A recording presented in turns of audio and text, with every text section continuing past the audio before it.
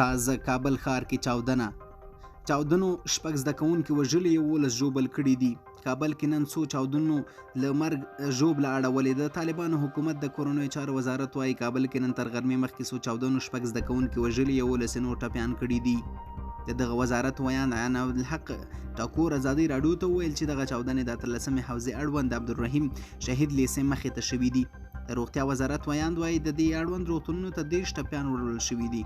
چاودنې د څرنګوالي په باب څه نه دي ویل شوي او چا چې مسؤلیت هم نه دی منلی. خو تر دې مخکې په دغه سیمه کې د ځینو خونړیو پیښو مسؤلیت د داعش خراسان ډلې څانګې منلی دی. دغه بریدونه وروسته تر هغه زیاتېږي چې په کابل کې جنایي پیښې هم ډېرې سوي دي. خلک شکایت لري چې په رڼا ورځ غله لوټوي